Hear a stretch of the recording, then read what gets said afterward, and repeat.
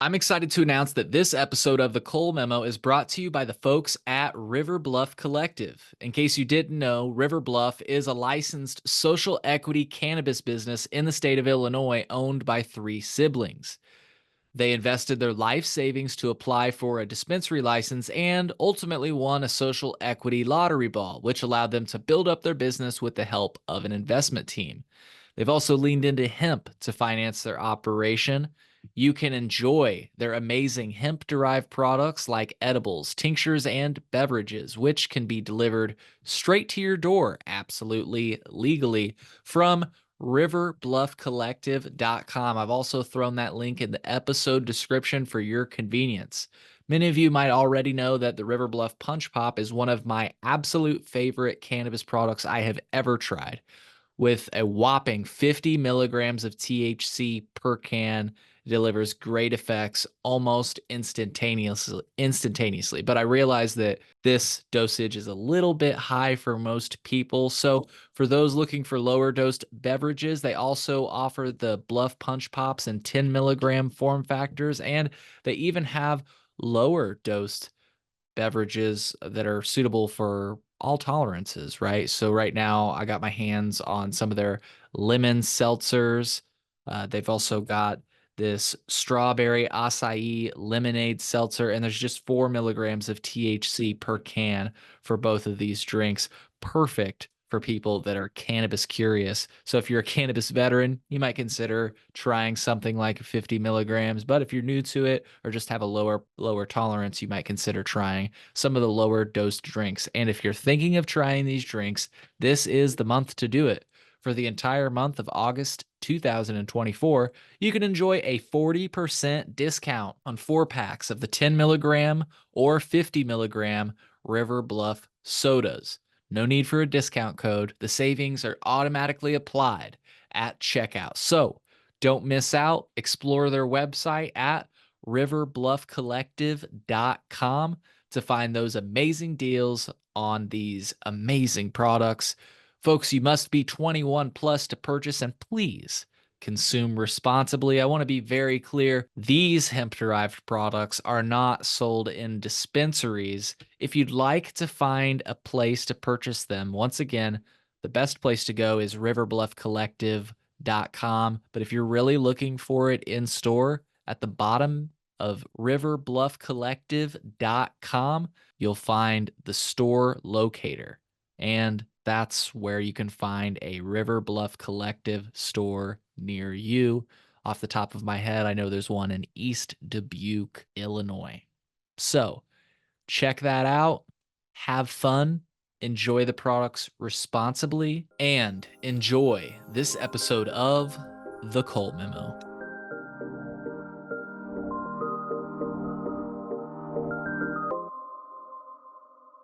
Hello, Martha. How's it going this afternoon? I had to think about that. I'm like, is it this afternoon for you? Yes, it is. It is afternoon for both of us. Hey, Cole, thanks for having me on. Yeah. And I just wanted to give you the space. Please introduce yourself and tell our audience where they might be able to connect with you online.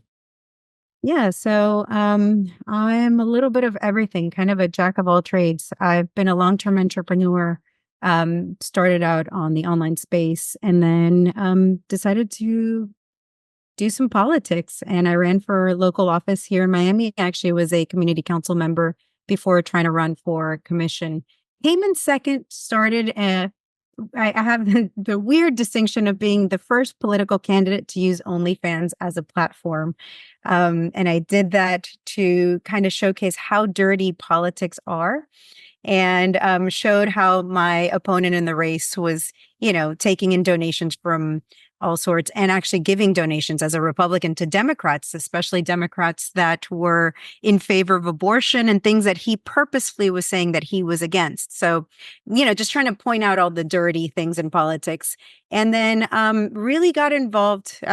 Obviously, I've been involved in communist things in fighting anti-communism here in Miami, where we have a lot of people who have had to defect, my parents including, and then got involved in the Free Ross movement as a longtime libertarian.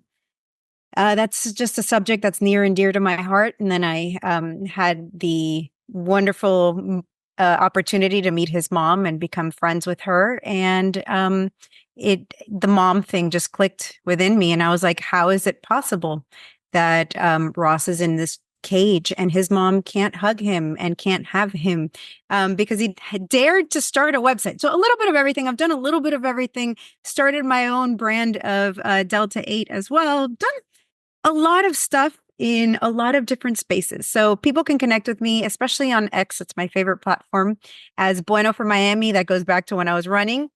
And also on IG. And I will soon be launching a podcast called Dirty Politics also. Very cool. Very cool. Looking forward to that. I'll definitely have to check that out. And yeah, once again, as always, folks, we'll have links in the show notes if you want to get connected with our guests. That's an easy way to do it. Check out the show notes. Yeah, we'll be covering a few of those bases today. Hemp, Delta 8, Ross. I personally was affected in a positive way by Ross Ulbricht, who we'll be speaking about. That's a name many people will be familiar with. But I thought, hey, maybe we'll start off the show with Hemp. Does that sound good? Because I've been meaning to chat with you about hemp for a while, but I was recently reminded we had been talking for a while and you and I were both busy people. So kind of fell off of my radar. And you recently tweeted about hemp, and I was like, I gotta talk to Martha again. And so, or like I could get her on the show. And I'm gonna pull up the tweet that you made, but and I think that's actually a good starting point for this discussion, because it kind of lays out what's going on in Florida right now. A lot of similarities, by the way, to what's going on in Illinois. I feel like I get your perspective, and I feel like maybe some people don't understand it. So I'm displaying your tweet right now, which I feel like I say, is a good place to start off this topic. The floor is yours. We're talking about hemp and cannabis in Florida. What's your take on this? So it's a really complicated subject. And I think that a lot of people get lost in how complicated the government is. So right now, cannabis is legal on a medical level only in Florida, in terms of a THC. We also have a free market in terms of hemp. And what a lot of people have recently discovered is that you can convert hemp to cannabis. So you can take the hemp plant and create things like Delta 9, which is legitimately THC. You can create Delta 8, which is also lives on the plant. You can create things like HHC. You can create all these different cannabinoids. And there's over 120 different cannabinoids on the plant. And despite what the THC bros want to tell us, like, oh, the only one that matters is THC. Well, that's not necessarily true. And a lot of the cannabinoids that are really helpful, like CBG, CBN, they all can stand on their own, and they don't necessarily get you high, but they all have, little special something that can help different people for different things. And you can use them for sleep. You can use them for anxiety. You can use them to help with all sorts of issues, including inflammation, including, it's a long list. People use cannabis for so much, and we humans have been using it for so long. So the issue in Florida is right now we have Amendment 3. And what is Amendment 3? It is, let me just backtrack a little bit.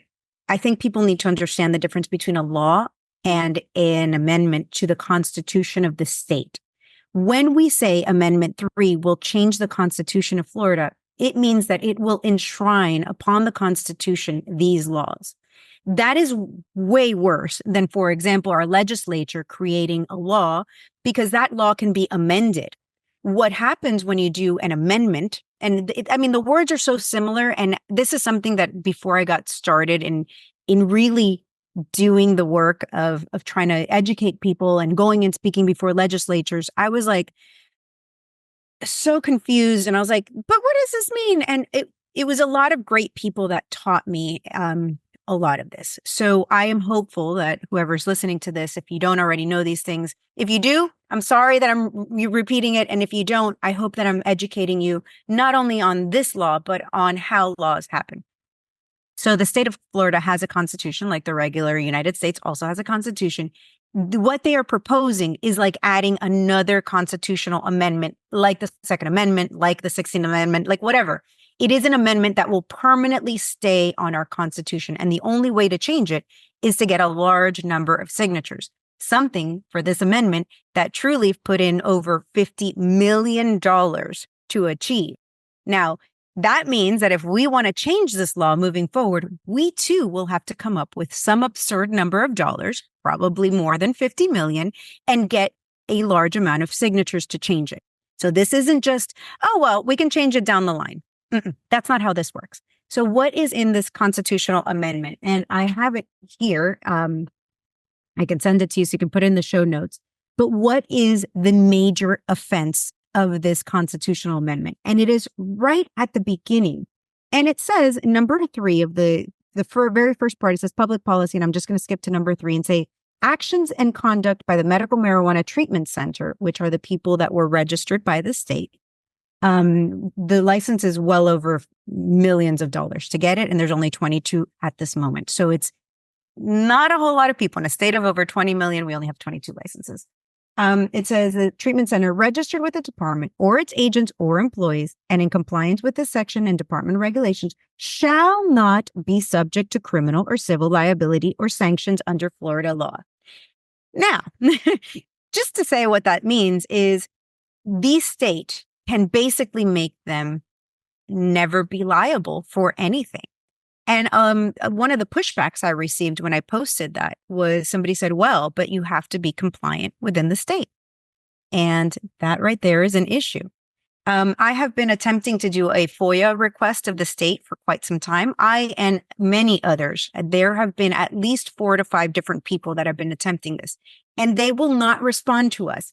And the reason I wanted this FOIA request is because the FDACS, the department that controls this, had a section early in 2016 that said, post your comments or your concerns here. And there were hundreds of people that posted about many of the MMTCs having glass, having bugs, having mildew in their products that they were selling. They were selling things that had pesticides. They were selling terrible products. And what did FDACS do? They removed that. They didn't go out and say, hey, Trulieve, hey, Curaleaf, hey, so-and-so, you need to solve this problem and you need to take back that crummy weed that you sold people because it's hurting them. We have people that have come out and stated that their conditions made so much worse by this, they have not been able to get relief. And they are going to enshrine that behavior into our Constitution. And that right there is a no-go for me. So everything else that's in this document, whether you like it or not, it's going to create two different lanes. It's going to create a lane for the MMTCs, which is like the taxi medallion back in the day when Uber came around. That is the lane that they're creating. And then we have the free market, which is the hemp market, which of course are also trying to eliminate because they're like, oh, it's untested and it's all these terrible compounds. Well, Delta 9 is THC. What terrible compound are they creating in the hemp market? So there's a lot of misinformation, a lot of people just angry. And I don't want this to be a monologue. So I'll let you come on in and kind of help me out here. But there's definitely a lot to be said about this subject. And it's just crazy how much you just have to be in the weeds to be able to really comprehend it, I think. And I'd love to be able to find a way to make this easier for people, Yeah. Yeah. Well, yeah, you made a few different points. I'll bounce between them. One of the points I just wanted to make that there are a lot of similarities between Illinois and Florida. Right now, we have more than 22 licensees, but we started off with approximately 21. And while we do have more than 22, I would still say those 21 are still supplying a majority of the market. Another similarity, recall information is under lock and key in Illinois. I can show this, or I can put this in the show notes for people. The headline is Illinois Cannabis Regulation, Moldy Weed, but no consumer alert or recall.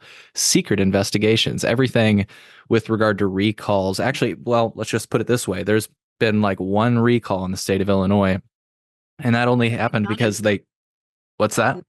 There have been none in Florida. And I was just about to say that only happened because these people chose to. Since then, there have been none. And that's because it's all protected under state law. So again, we'll have that in the show notes. A very a similarity between Florida and Illinois. Another thing that's similar between Florida and Illinois is the fact that this hemp, uh, the topic of hemp has become such a contentious issue. Um, we have a lot of people saying, the concerns about untested, unsafe products, quote unquote.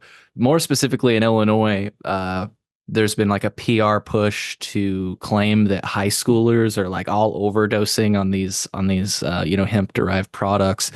And then what the state of Illinois does, and some of these new licensees, what they do is they say hemp is a direct competitor to social equity. Because, in Illinois, our new licensees are social equity licensees. Well, so it's funny they say that because, and this episode is brought to you by this company, but River Bluff Collective, they're a social equity licensee, and this is a hemp beverage they make.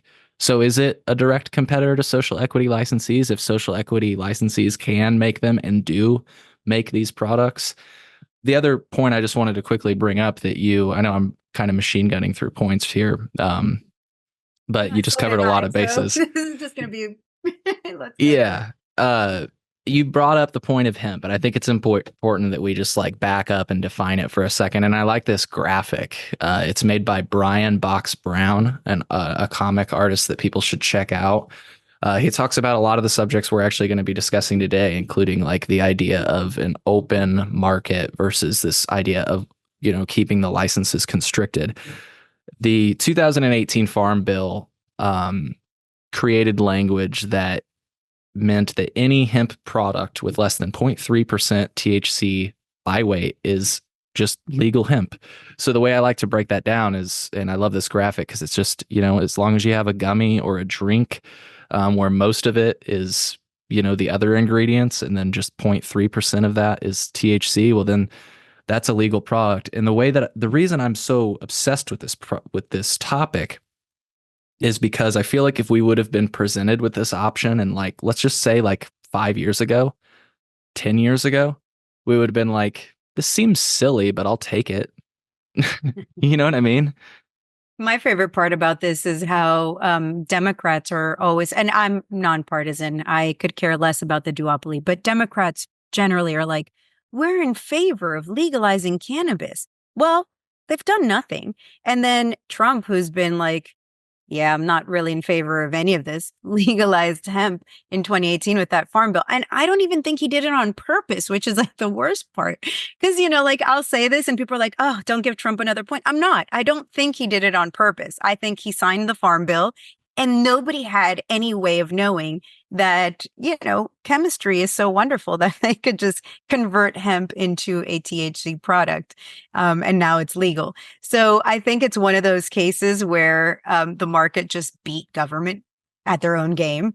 And it's kind of fun. And I really love when we, the people, win. And this is one of those cases where we won. Yeah, we would have taken it and we would have been like, well, what are we going to do? Smoking some hemp. It's not going to get us anywhere. And then these really crazy, intelligent entrepreneurs / chemists were like, this process we've been using to convert and make something like vanilla usable for everyone, because it's literally the same process that's been used for hundreds of years. It's the same way they use it to make vitamins. So they use the same process on this plant and turned hemp into THC. And I think top points for creativity and top points for solving a problem that we all had. They provided us now with something that is legal and just as good as the other thing. I mean, of course, listen, I'm always like in favor of smoking a clean bud. It's just that chill factor. I really do love, the fact that you can just zone out with your smoking, right. And it's like it's a whole ceremony, the lighting of it, the passing it around to your friends. I mean, it's just like such a ceremonious thing. But now you can do the same thing with a THCA flower or a gummy or a chewable or an edible or whatever it is that you have.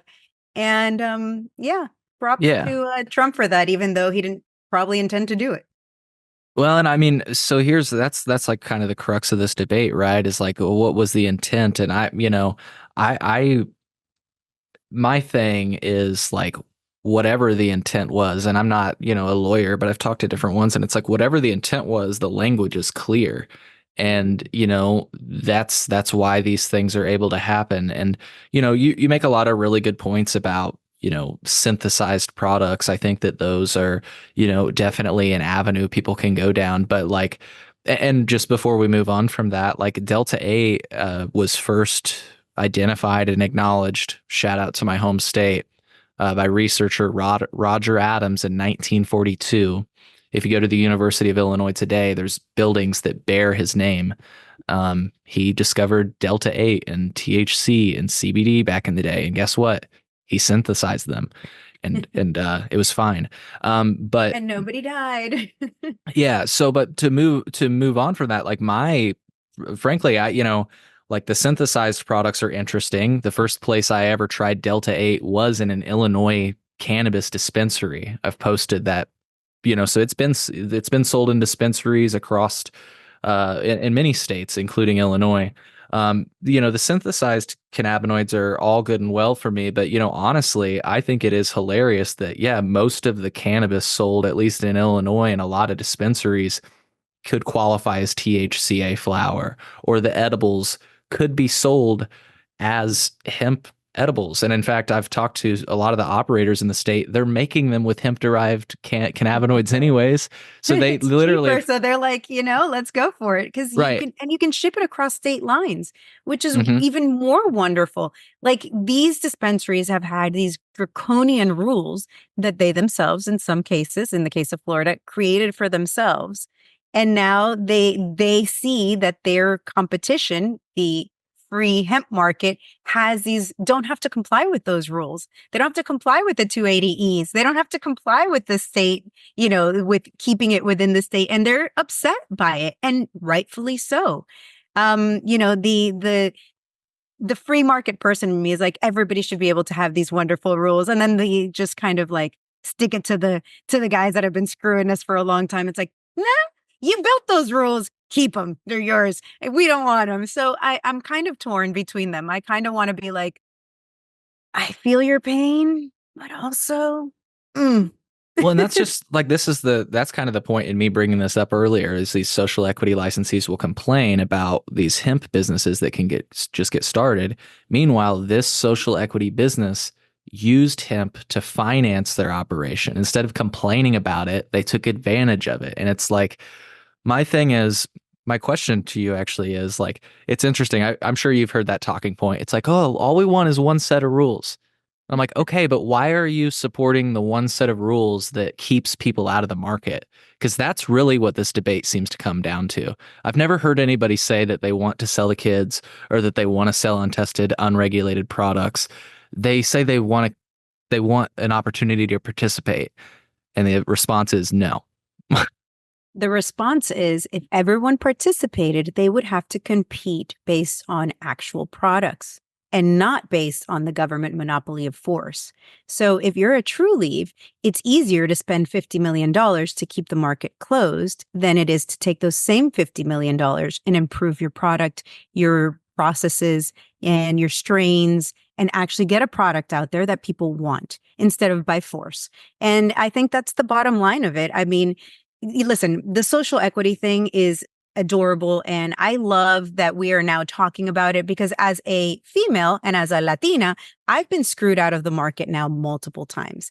In 2018, I partnered with a group that was attempting to get the license here in Florida. And we partnered because I have a farm. My father's been a lifelong farmer, and he could no longer support his farm, and I took it over. And I was like, what am I going to do with this thing? And I tried getting into the market. They refused to open the licensing then, even though they had to. By the number of patients in the state of Florida, they did not open it. They kept it closed.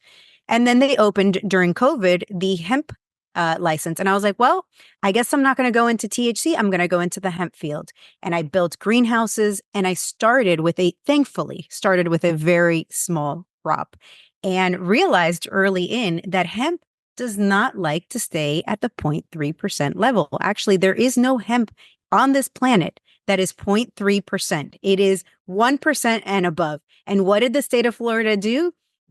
came out with a law that said that if your flour goes above the 0.3%, that you have to burn all of your crops. You cannot remedy it. You cannot take it to a lab and remedy it. For example, turn it into Delta 8 that is compliant. You have to burn your crops. So I spent probably $500,000 building out the farm to only find out that this is not a business that I am going to go into, because the moment that I started actually growing crops was the moment I was going to end up in jail, because your only option here is to pick the crop well before it's ready and or destroy it and or go to jail. And if anybody's ever grown large quantities of anything, you'll know that it is heart-wrenching to have to pull your plants up and kill them because the state has some stupid rule. So then I move on to this product with Delta 8 THC, and immediately the state of Florida is like, no, they granted me a license. I invested, again, a large amount of my money into it. And the state of Florida is like, we've changed our mind and we aren't going to let this be legal anymore. So I spent all of the beginning of this year traveling to Tallahassee, which I don't know how far you are from your legislatures in your state, but Florida is kind of a funny state. If you look at us, we're very long, and Miami's all the way down at the bottom and Tallahassee's all the way at the top. And there's only one airline that flies from Miami to Tallahassee, and the plane tickets are about $600, and you have to stay the night because, I mean, it's almost impossible to get in and get out if you have a really early, if session is at 8 a.m. And so I spent thousands. Oh, yeah, there you can see it. Tallahassee's all the way at the end. It's over a 9-hour drive if you're going to do it in car without stopping. That's insane. It is insane. So the hour flight is way easier, but it's really expensive. And then you got to stay there and, you got to eat, of course. And, there's all these things that come with staying there. So I flew there about 6 or 7 times just this year to be able to speak out and say, you guys, what you're doing is just wrong. And they blame the children. They're like, it's for the children because children are overdosing. Mind you, they didn't have any actual evidence. And children overdose on Tylenol to the rate of over 40,000 children in America every single year.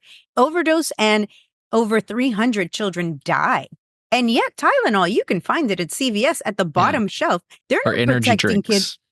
Absolutely. I mean, if it's about the children, and I'm a mother of 4, I am the first person to say, let's protect the kids. You know what protects the kids? The laws that say that you can't sell it to anyone under 21. Nobody wants their license revoked because they sold it to a kid. They're not going to do that. So it's just, the whole thing was just ridiculous. So when I hear people with this social equity thing, it's like, okay, that's fantastic, but your social equity is only for specific groups, clearly not for all of us that are in the same social equity category. Florida had a lawsuit, the Pickford lawsuit, which was for Black farmers. And they were entitled to one license granted to Black farmers to make up for the terrible laws that the state of Florida had in the 40s and 50s. And the gentleman who won one of the licenses passed away before it was given to him. And now his family has to sue because the state of Florida is like, oh, well, I guess you're not eligible anymore. You couldn't hold on until we gave it to you. So no more for you. I mean, it's such an embarrassment what the state has done. It's so wrong. I see you rolling that joint, and I am jealous. You had mentioned joints earlier. You were talking about the whole ritual and stuff, and I was like, I gotta roll a fucking joint. Yeah, I'm so jealous right now. I actually packed them because I missed the early stages of cannabis smoking, when you're a teenager where you learn how to do these things. So despite being Cuban, I'm not good at rolling. So Hey, you want to know a secret? Mm-hmm. We're the same. I use a little rolling machine. I'm not I that like good either. packing the King Palms. Have you tried those? Yes, those I are really love cool. those. I feel like a Yeah. boss when I smoke those. Yeah. I show up to places with my King Palms and I'm like, who wants some of mine? Hell yeah. I love them. I think they're fantastic, and they come with a nice little filter, and yeah, why not? Yeah. Well, I didn't mean to cut off your train of thought there. I mean, just back kind of to it. Like, I am. It's interesting. Like, I looked at the replies on your tweet, and they're all about unregulated, what are some of the things that they say? I'll share my Lots of stuff. yeah, for sure. But like for example, it seems like the language is all consistent. Untested, unregulated cannabis market. Um, untested, unregulated. You see a lot of that. And I just, again, I don't know where this crowd is getting the sense that anybody is saying that it should be untested and that it should be unregulated.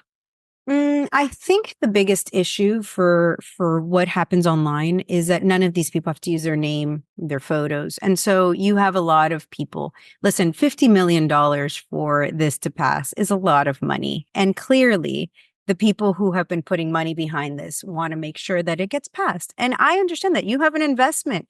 You want your investment to go through. So this is exactly what they're going to do. They're going to spread this fake news, fake propaganda, and make it seem like, no, this amendment is the most important thing and you've got to vote for it.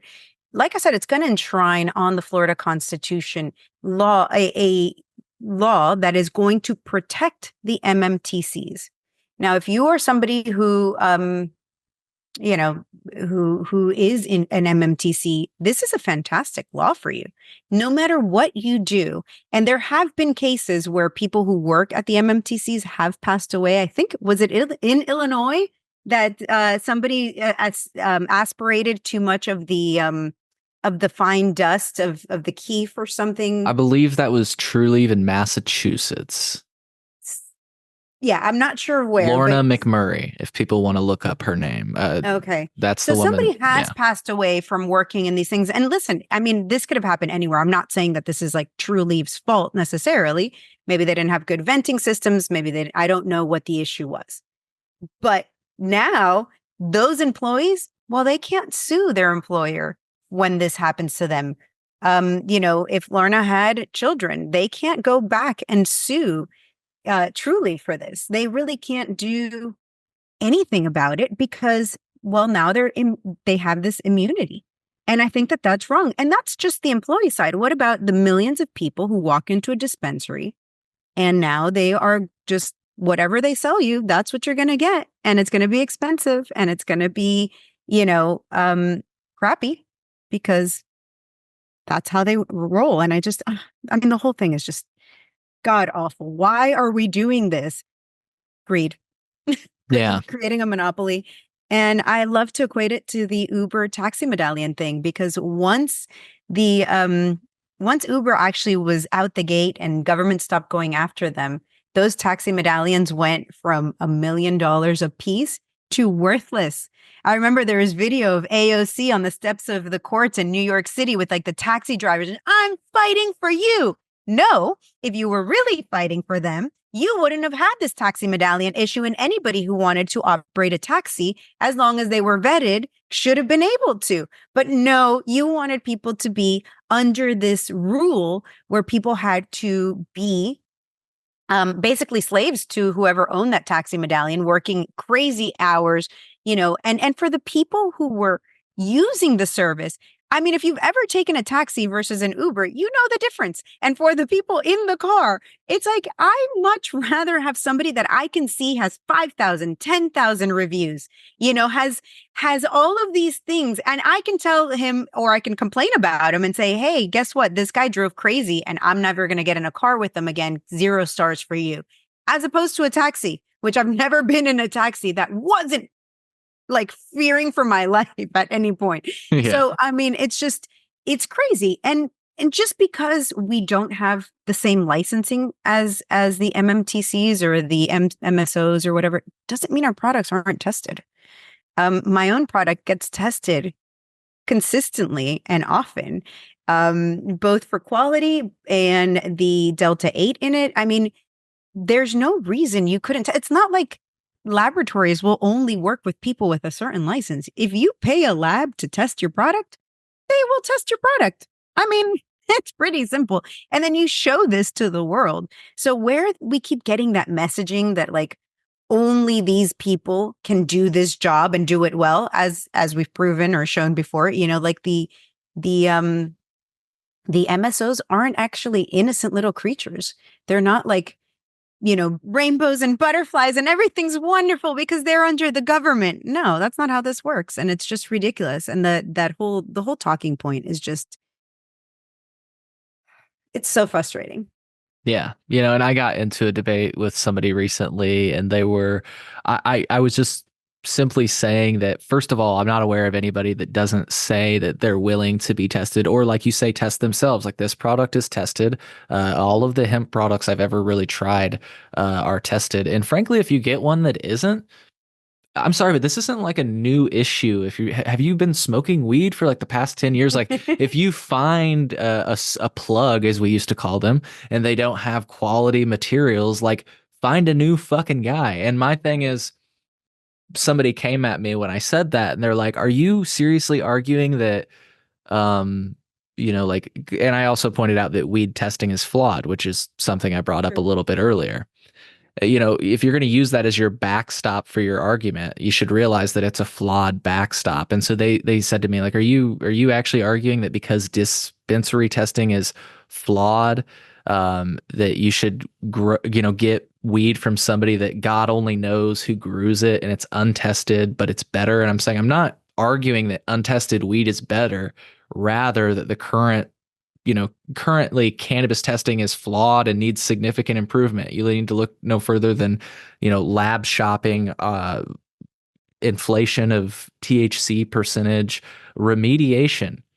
These are all things that aren't, talking about. So, like, I'm all for improving testing standards and these practices. They're essential for making sure that cannabis on the market is safe and accurately labeled. But seriously, we've been buying untested cannabis for years. Knowing your grower and what they use is important, and it's nothing new to veteran smokers. I mean, the federal government sprayed paraquat on cannabis for years. And did that stop anybody from smoking? No.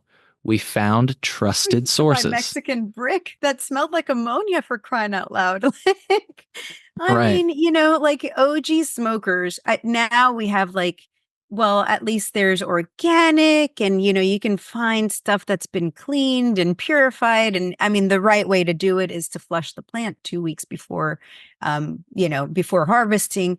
And you can find all of that. You can also still find people that are covered in pesticides and they just get around it by not testing for heavy metals. They don't test for lots of these things. And you'll still buy it at the dispensaries because the dispensaries are not doing organic. And that's kind of the crux of what I think you're saying. It's, listen, it doesn't matter where you buy it. If they're not growing it in the right way, it doesn't matter if Jesus Christ came down from the heavens himself and said, buy this weed. It's still Yeah. not being grown the way it's supposed to be grown. And, there's the only real way to figure that out is to check their testing and to check their practices. Yeah. And, at the very beginning in Florida, I don't know about now, hopefully True Leaf and Curaleaf and all of them have improved their processes. But at the very beginning in 2016, they were selling worse than what your plug was selling weed, for sure. And a lot more expensive because in Florida, to have that medical card at a minimum is $400.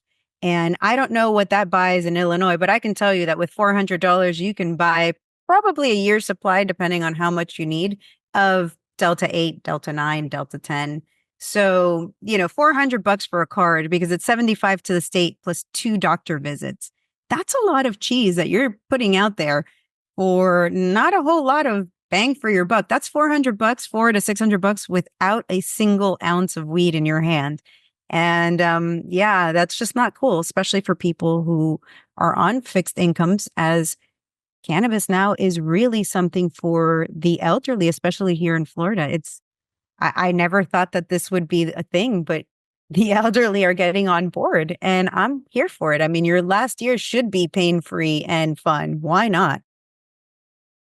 We also have the villages. So we do have a very crazy crowd of retirees in Florida. If anyone wants to look up the villages, let's just say it's a community that is really well known because STDs and stuff are rampant. But Interesting. yeah, we've got some awesome people that come retire in Florida, and why shouldn't they be able to live out their best years? Yeah.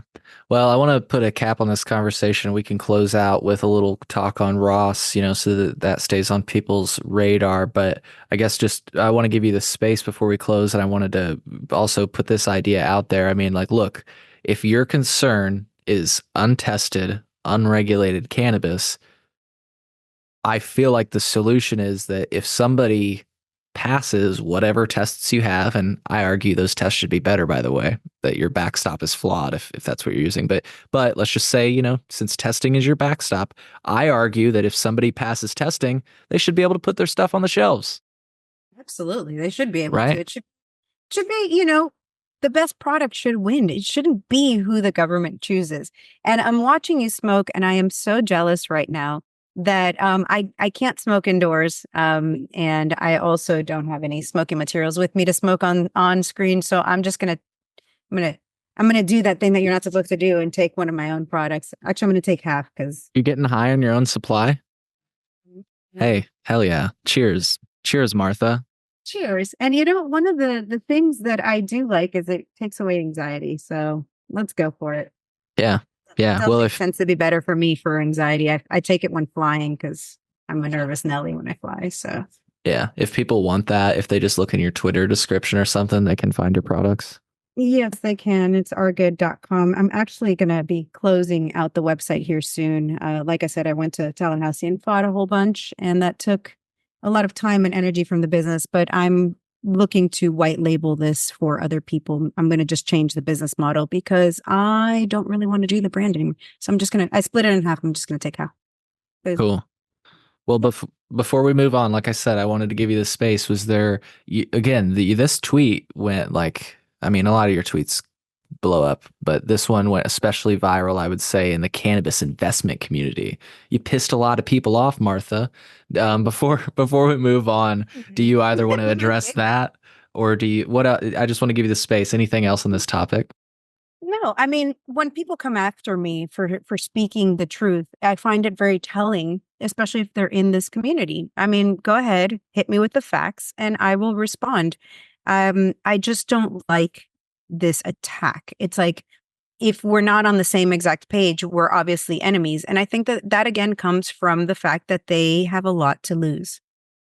And so I'm sorry that that is the case. I don't mean to attack anyone, but if you're coming at my community, and that is the cannabis community, people who are patients, who, this, I feel this is probably a little too old for you, but Hair Club for Men, the commercial on TV back 20 plus years ago was, I'm not only the president, I'm also a client. So for me, cannabis is that I am not only in this for my own company, but I started in cannabis. I actually never smoked or consumed it until I was 35. And I did because of my doctor who recommended I use it for a issue with my thyroid. And it absolutely solved my thyroid issue. I never had to have it removed, which is what my medical doctor was saying for me to do.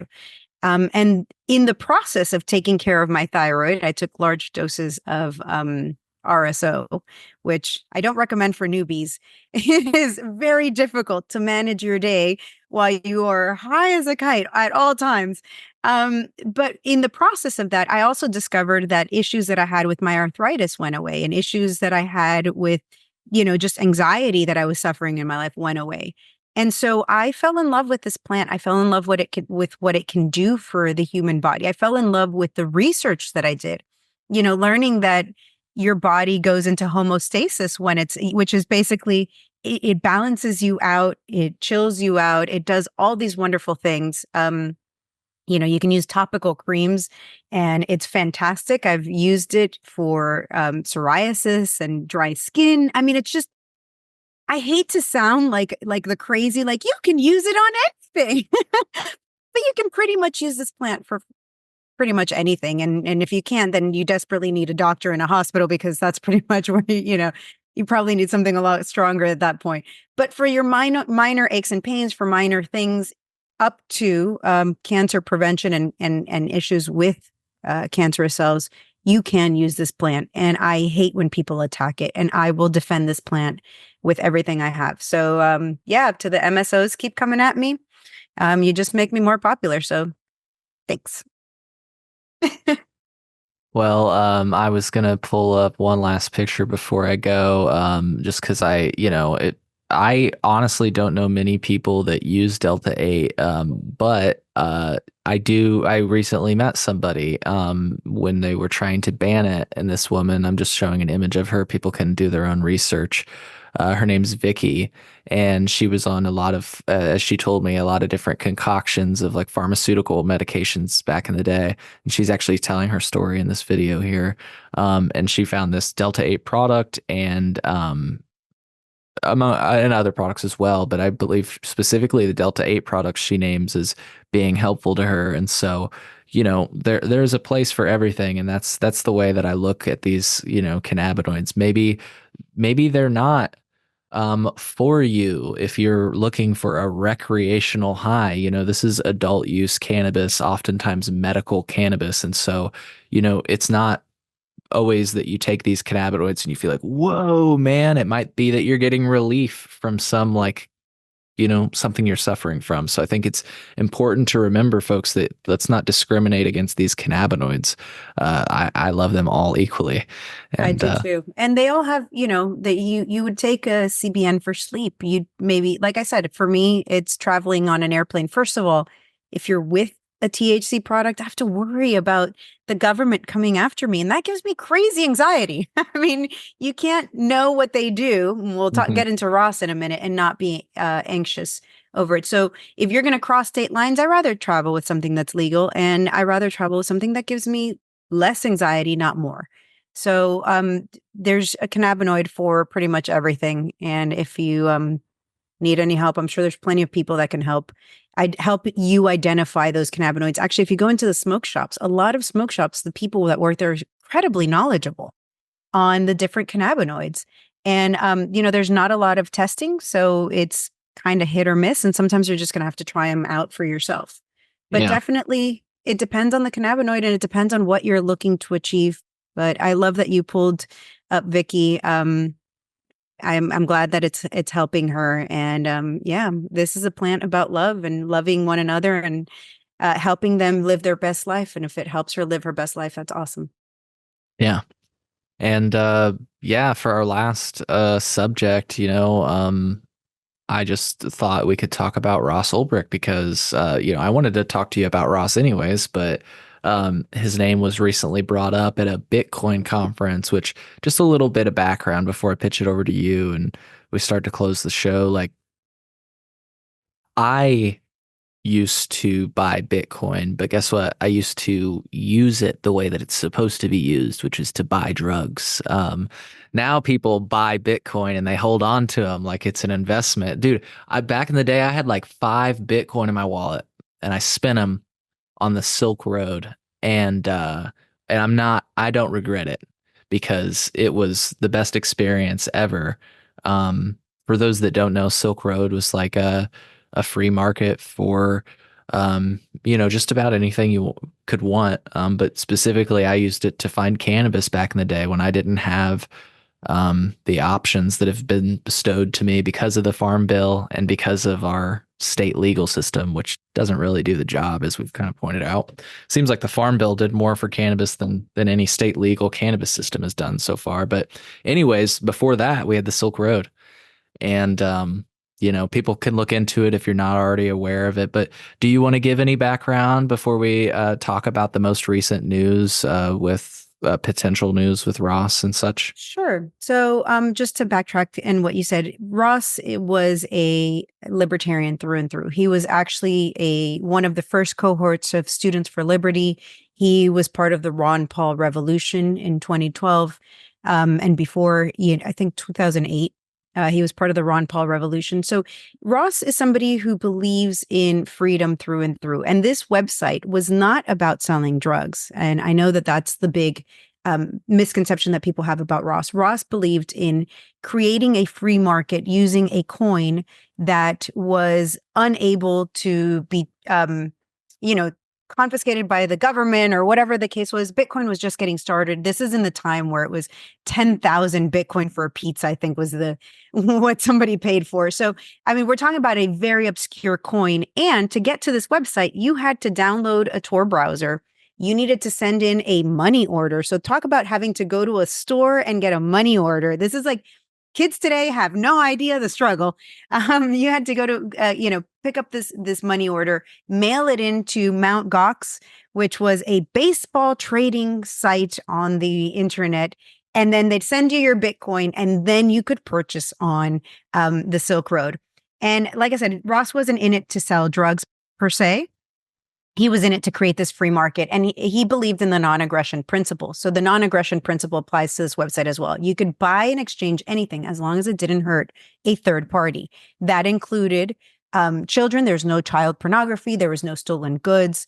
It wasn't like a free for all, like people said. People were like, oh, well, you could buy murder for hire. No, you couldn't. You could not buy any of those things, and they were removed from the site immediately.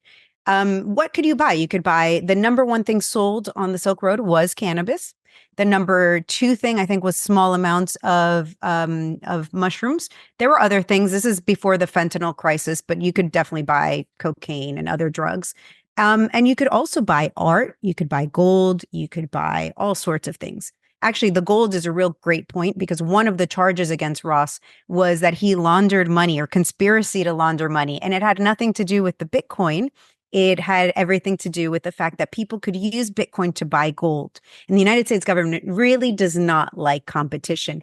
They don't want competition to the dollar, which is what Bitcoin is, which is why they threw Ross in a cage. So moving forward on this story, Ross was caught in 2013, I believe, and he has been serving a 240-year life sentence since then. He's on his 11th year. Ross is a young man. He just turned 40 this year. He served his entire 30s in a cage, and he's in a maximum security prison in Tucson, Arizona. And what does it mean to be in a maximum security prison? It means that it's not the cushy jails that you think of. It's not the Ghislaine Maxwell is at a country club. What was the Ponzi scheme guy? Bernie Madoff. He's in a cushy jail. He gets to have visits from people. Ross does not get to have visits. He does not get to have conjugal visits. Ross has not been able to even hug his mother in the past few years. So this is like a sentence that is a death sentence. It's a slow and torturous death sentence. And they don't treat him very well there. So this is absolutely horrific. And just for a little additional context, there was a Silk Road 2.0. Blake, I forgot his last name, Blumenthal or something. He created the Silk Road 2.0, and he was just at the last Bitcoin conference. They sold double at least the amount of drugs that the Silk Road did, also with Bitcoin, but he only served 13 days in jail. And one of the FBI agents that investigated Ross is an investor in his current business. So, I mean, it's just like, no matter how you want to cut this thing, how you want to slice it, it is a complete travesty and a miscarriage of justice. It is cruel and unusual punishment, and what they are doing to Ross. By the way, nobody who actually sold drugs. Ross didn't sell the drugs himself. He created the website. Yep. Everybody who sold drugs is now free. Everybody who sold drugs on the Silk Road is currently free, except for Ross Ulbricht. And this is something that it's just, I can't wrap my head around it. The reason Ross is in that jail is because he is America's political prisoner. They made an example out of him.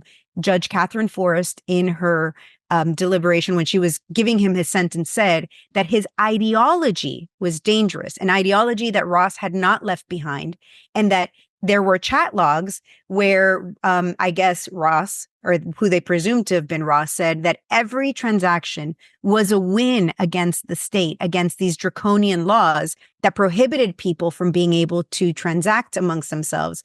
And she claimed that that was dangerous. So people like myself, libertarians, we are dangerous to the United States government, and they will throw us in a cage in these horrible conditions for what we believe in.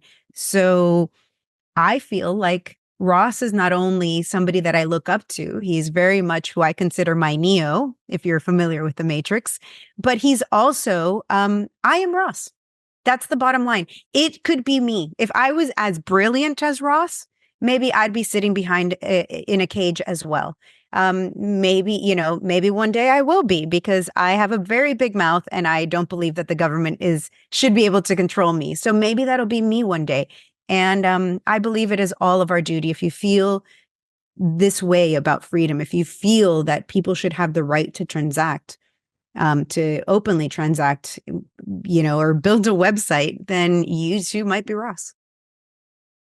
Yeah. And I love how this relates sort of to this whole hemp thing because, like that's really what this is about. It's the freedom to transact. And like you said, Ross really took kind of an agnostic view to it. It's like, he was just the host, if you will. Everybody else was doing yeah. So thank you Yep. for running through that. And, I know the latest news was that I believe President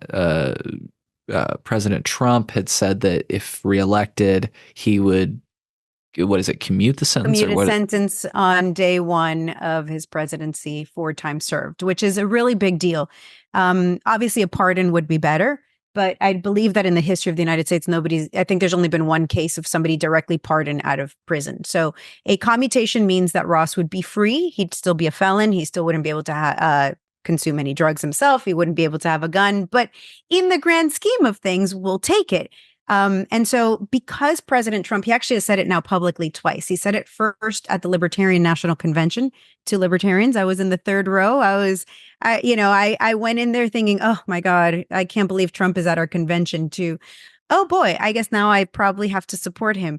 But also, after Trump said it, he forced RFK to come out and say it because RFK had been saying in multiple occasions, I will consider pardoning Ross Ulbricht. And after Trump came out and said, no, I'm going to do it, RFK he actually tweeted about it almost immediately. He's like, I too will pardon Ross Ulbricht. So and Chase Oliver, the libertarian candidate, he's been saying since day one, actually, he was the first person and he told it to me the moment he told me he was going to, he was going to run for office. He said, I will pardon Ross Ulbricht. This is part of my campaign. So we now have the three most prominent people running for president saying, we will pardon Ross Ulbricht. They forced the issue. And if, people that know politics know that the only thing that matters is what is politically expedient. And what is politically expedient right now is getting on this Ross train and saying, hey, we will pardon, we will commute a sentence day one. Of course, we have not heard the same from Kamala Harris. Kamala Harris, I can never pronounce her name right. I'm sorry. Please forgive me, whoever, because people then will come after me and you mispronounced her name. Listen, I'm Hispanic and the way it's pronounced in Spanish would be Kamala. And so I kind of go down that route. So anyways, whatever her name is, she has not said that she would pardon him and she could do it today. And I think that that's an important thing because Democrats are like, we're in favor of cannabis and we are the party that's going to make cannabis legal. Really? Well, why haven't you? You're in power. And two, why don't you go ahead and release Ross Ulbricht today? We don't have to wait for Trump to come out and do it. You can do it. Crickets. They are not going to do anything because this is about pandering to us. This is about telling us what we want to hear.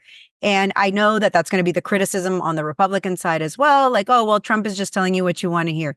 True. So let's make him a liar and let's have Kamala, whatever, do it now. Let's go ahead. Let's make him a liar. Let's let this woman go ahead and do it first and give her the win. And if she does, then I don't have to vote for either of these two because honestly, I don't really trust any of these politicians anyways. Yeah. Excuse me. Do you think there's any chance, and I know that we kind of went back and forth on these topics, but, just because we were having this conversation now, do you think there is any chance that like the Republicans will try to own the cannabis issue and be like, you want to reschedule cannabis? We started the process of descheduling cannabis with the Farm Bill. Like, do They you think? should. Yeah. I mean, where's the downside?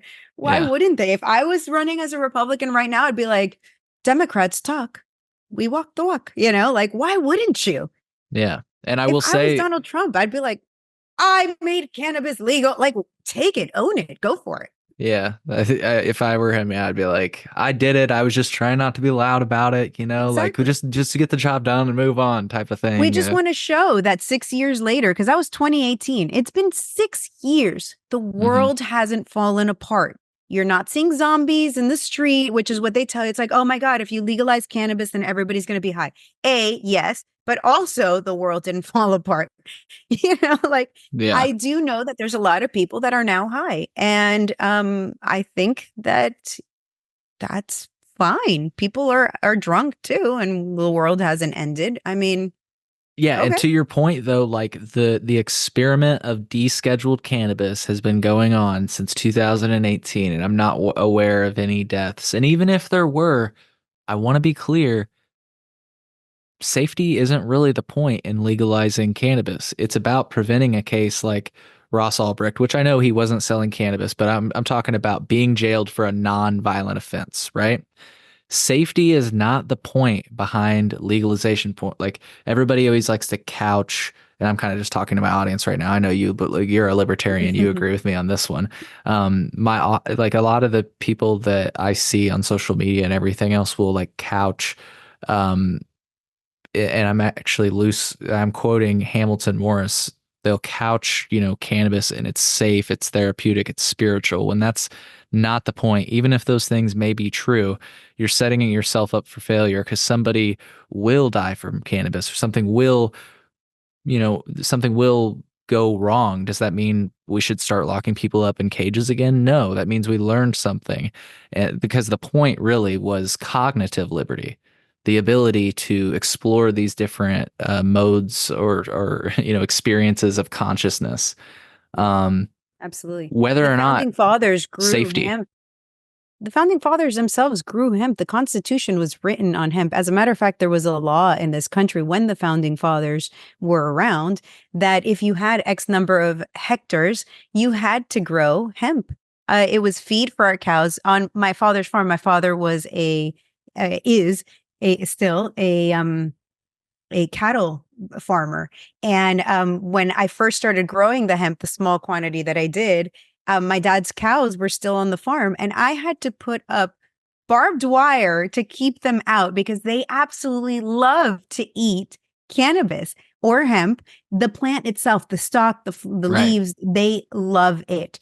And there's a theory, I don't know how accurate it is, that our consumption, our meat, our dairy had hemp.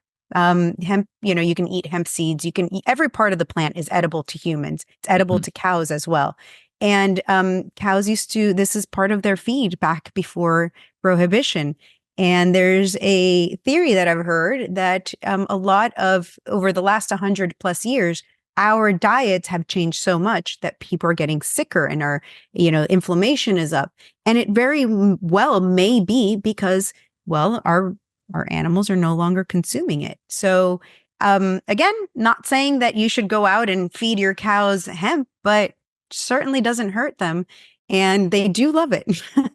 The barbed wires I had to put up are definitely proof that I had to. These cows were just like wild for it. And I think I think that there's something about the nature of this plant. I also had an experience where my plants, there was really crazy wind one day and the plants fell down and would continue to grow even though they were broken. You can stand them right back up and tape them and they'll just boom, like nothing. They'll repair themselves and keep going. But if you don't, they'll still grow on the ground. I mean, this plant is just I think I have a love affair with it because it's just so magical.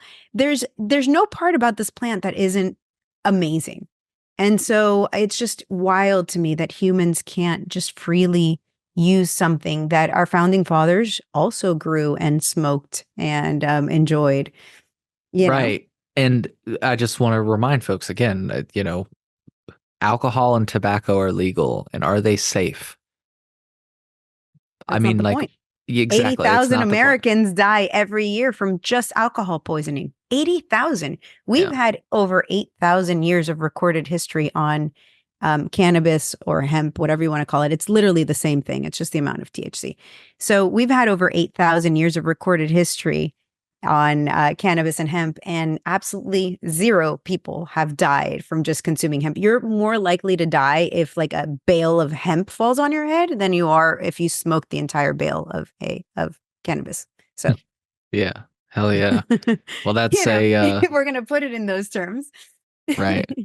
Well, that is a great note, I think, to cap off, but I want to give you the space. Anything that we didn't touch on with regard to hemp and Ross or anything else that may have come up, just giving you the space. Thank you. Yeah, so if you're interested in more finding out more about Ross, you can visit the website that his family has up. It's called freeross.org. And on that same website, you can bring up the petition to free Ross. Any petition, it's a change.org petition, but any petition that reaches 1 million signatures needs to be addressed by the White House. It's one of their points. So it's at freeross.org/petition, where you can see his petition. You can sign it. You can share it with people. I think we're just about 600. Yep, just shy of 600K. And we're hoping to get that to 1 million. Of course, our routes are hopefully the Biden administration pardons him, frees him. But if not, Trump says he'll do it. So hopefully he will be free within the next few months. And I can't wait to meet him in person, and I can't wait to see what he does with his life, because being in a cage, this man is a genius. He did this website when he was in his early 20s and has suffered the consequences of it. So I can't wait to see what he does with the next half of his life. And even if he just does nothing with it, I think having him in a cage is it's just so wrong.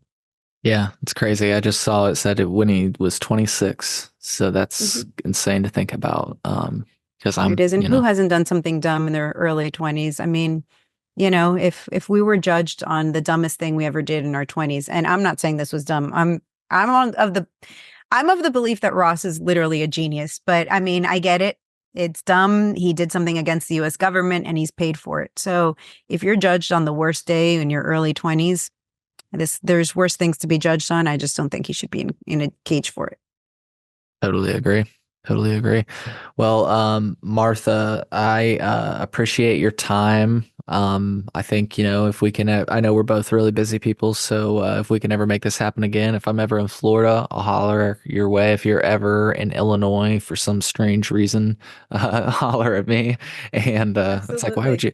I mean, Chicago's cool and everything, but I can't think of many good reasons to come to Illinois right now. So, I mean, you Say that. I'm come sure for good there's some food. good No, I reasons. mean, Chicago, like I said, good food, great culture, I've all been to that stuff. Chicago. Yeah, you guys have Um, great restaurants. and Absolutely. and Illinois And a is very beautiful clean downtown. in I love it. general, but I Yeah. mean, I'm just saying, like a lot of people leave Illinois to go to Florida. I was just trying to make a joke that, yeah. Your So, weather is a little bit of a problem. I may go, but it has to be in the summer. I don't know how you people survive. You're made of something totally other. I'm island people. Come to Florida for our delicious winter. absolutely. All right. Well, Martha, we'll see you in the next one. Everybody, I hope you found value in this conversation. Take care. We'll see you in the next one. Thanks so much.